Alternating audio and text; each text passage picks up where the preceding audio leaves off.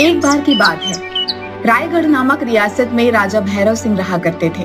उनकी एक बेटी भी थी जिसका नाम अलका था। राजकुमारी अलका बहुत ही चालाक और घमंडी स्वभाव की थी। उनके राजमोची की बेटी सीमा बहुत ही दयावान और नेक थी। एक दिन जब वह घर का काम कर रही थी, तभी उसे एक सांप ने काट लिया। तभी उसके पिताजी ने वैद्य को बुलाया।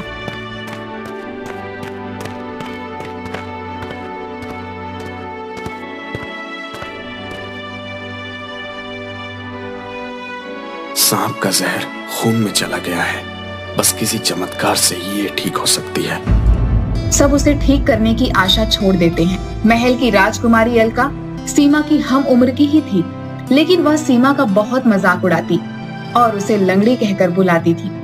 राजा की बेटी होने के कारण कोई उसको कुछ भी नहीं बोलता था। एक दिन जब वह सब खेल रही थी, चलो हम दौड़ का मुकाबला करते हैं। जो प्रथम आएगा उसे मैं अपनी नई सोने की जूतियां दूंगी।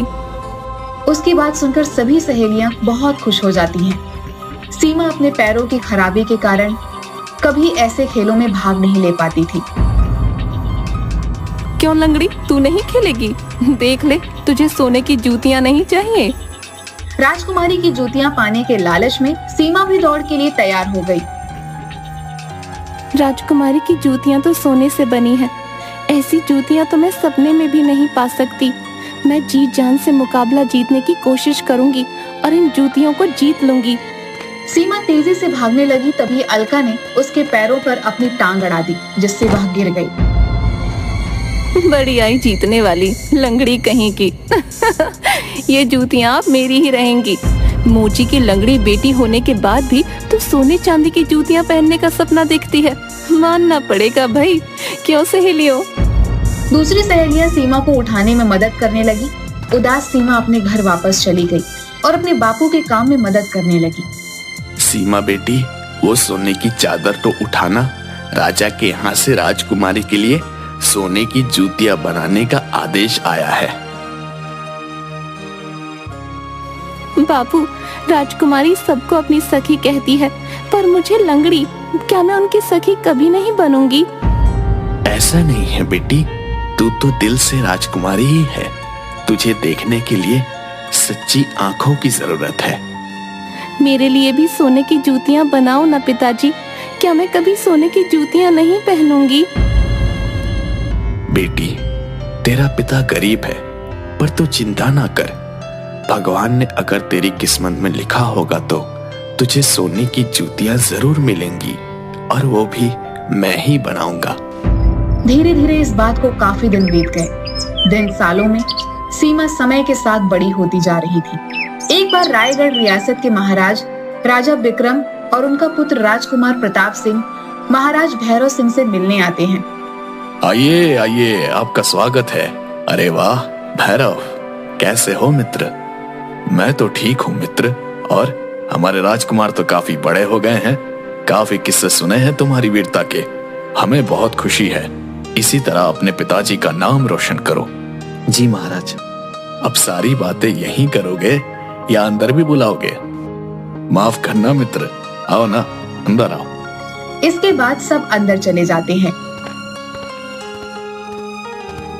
तभी राजकुमार को कहीं से लड़कियों की हंसने की आवाज आती है। वो उस आवाज के पीछे जाने लगते हैं। तभी उन्हें सब खेलते हुए दिखाई देती हैं। लेकिन सीमा चुपचाप बैठकर एक घायल कबूतर को दाना खिला रही होती है। अरे, तुम उन लड़कियों के साथ खेलती क्यों नहीं? इस घायल कबूतर के साथ क्यों समय बिता रही हो? ये परिंदा अपना दर्द किसी से नहीं कह सकता। मुझे इसका दर्द दूर किए बिना चैन नहीं मिलेगा। ये सुनकर राजकुमार सीमा को देखकर मुस्कुराने लगते हैं। लेकिन तभी राजकुमारी अलका राजकुमार प्रताप के पास आकर उनसे उनका परिचय मांगती है। आप कौन हैं?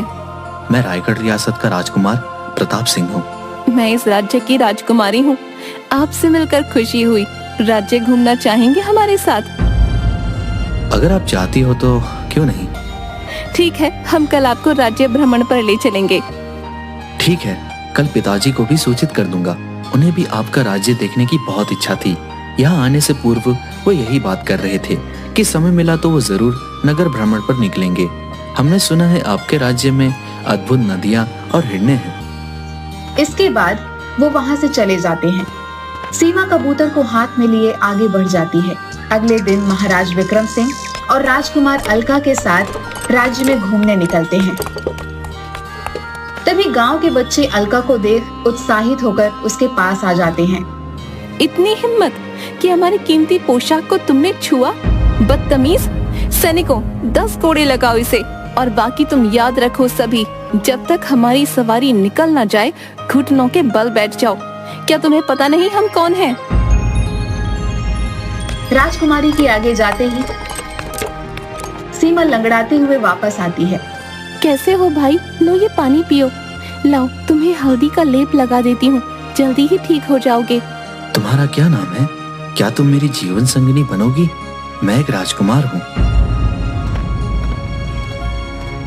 देखिए, मेरी शादी का फैसला सिर्फ मेरे पिताजी ही लेंगे, ये मेरा विषय नहीं। वैसे भी आप जान लें कि मैं बचपन से विकलांग हूँ। ये कितनी सच्ची और दयालु है। मेरी पत्नी को ऐसा ही होना चाहिए। पिताजी, मैं इससे शादी करना चाहता हूँ। बेटा, मैं अमीर गरीब में कोई फर्क नहीं करता। अगर तुम्हें ऐसा लगता है कि ये लड़की तुम्हारी जीवन संगनी बन सकती है तो मैं कल ही इसके यहाँ रिश्ता भिजवा दूंगा। दूसरी तरफ अलका महाराज विक्रम सिंह की बातें सुन ली। यह बात सुनकर राजकुमारी अलका को बहुत बुरा लगा। महल वापस आने पर वह बोली, राजकुमार, शायद आपको पता नहीं, सीमा लंगड़ी है। उसका एक पैर बड़ा और एक पैर छोटा है, जो साधारण रूप से चल भी नहीं सकती। जिंदगी की दौड़ में आपका साथ कैसे दे पाएगी? शारीरिक कमी से मुझे कोई फर्क नहीं पड़ता राजकुमारी। आत्मा की सुंदरता ही सबसे बड़ी खूबसूरती होती है। मुझे ये लड़की बहुत पसंद है। मैं इसके साथ कदम से कदम मिलकर चलूंगा। राजकुमार, क्या मैं आपके योग्य नहीं? क्या वो साधारण लड़की मुझसे ज्यादा रूपवान है? देखो राजकुमारी, अपनी जीवन संगिनी के अंदर कई तरह के विशेषताएं देखना चाहता हूँ। मेरे लिए शारीरिक सुंदरता का कोई मूल्य नहीं। अगर ऐसा है तो आपको उसकी परीक्षा लेनी चाहिए। कोई ऐसा मुकाबला कराना चाहिए जिससे उसकी असली विशेषता का पता चले। हाँ, तुम्हारी बात तो ठीक है। तुम ही बताओ, हमें किस चीज का मुकाबला करवाना चाहिए कि हम जान सके उस लड़की में कितनी हिम्मत और वो सुख दुख का बोझ किस हद तक उठा सकती है। ठीक है राजकुमार, हम लंगड़ी टांग की प्रतियोगिता करवाएंगे। सीमा का एक पैर खराब है, इसके बावजूद अगर वो प्रतियोगिता में भाग लेने को तैयार हो जाती है और जीत भी जाती है, इसका मतलब कि वो रानी बनने के योग्य है। लेकिन बदले में अगर वह न जीती तो आपको मुझसे विवाह करना होगा।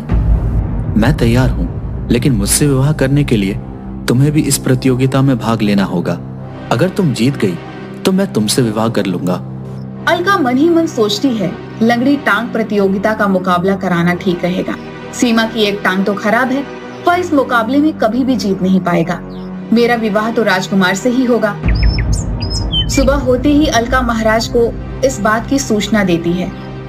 पिताजी, राजकुमार प्रताप सिंह विवाह के लिए लंगड़ी टांग प्रतियोगिता करवाना चाहते हैं।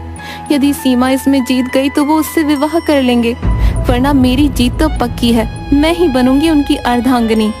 महाराज उसकी बात सुनकर मान जाते हैं। पूरे गांव में ढिंढोरा पिटवा देते हैं। सुनिए सुनिए सुनिए, कल शाम शाही मैदान में लंगड़ी टांग प्रतियोगिता की प्रतियोगिता होगी।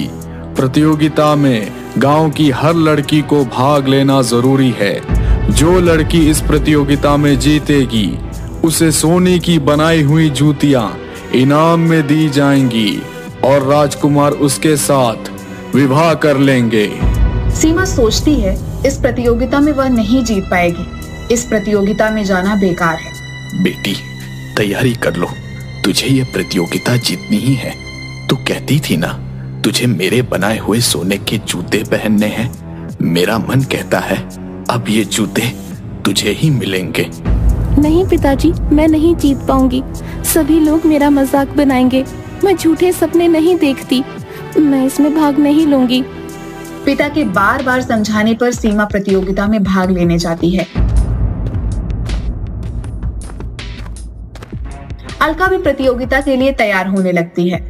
वह जैसे ही जूती पैर में डालती है, उफ, इसे पहनकर दौड़ना तो नामुमकिन है। तभी सीमा वहां पर आती है। उसे देख अलका के मन में एक षड्यंत्र आता है और वह कहती है, सीमा, अरे पगली, तुम तो नंगे पैर आई हो। बड़े बड़े घरों की लड़कियां तुम्हारा मजाक बनाएंगी, लेकिन चिंता मत करो, तुम मेरी ये पुरानी जूती पहनकर इस प्रतियोगिता में भाग लेना। आखिर तुम मेरी सहेली हो, इतना तो मैं कर ही सकती हूँ। अलका सीमा को अपनी टूटी हुई जूती दे देती है, जिसके अंदर कीलें निकली हुई थी। भोली भाली सीमा अलका की जूती पहनकर प्रतियोगिता में भाग लेने के लिए तैयार हो जाती है।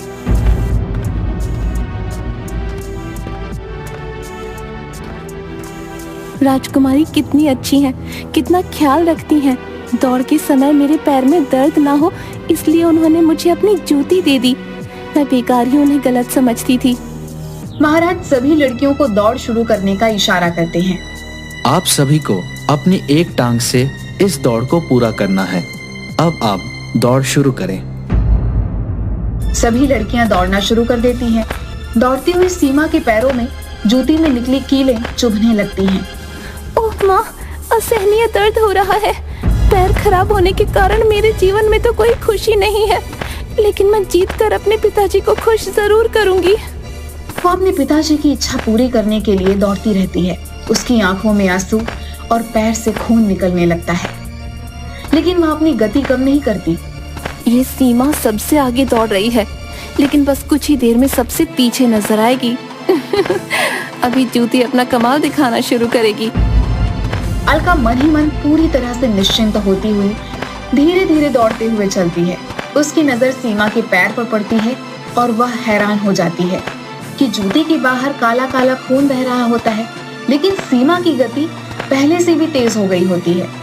ये क्या हो रहा है? ये सीमा क्या ही प्रतियोगिता जीत जाएगी? क्या इसका विवाह प्रताप सिंह से हो जाएगा? मेरे पैरों में दर्द हो रहा है, बाकी लड़कियां भी रुक गई हैं। आखिर ये सीमा क्यों नहीं रुक रही?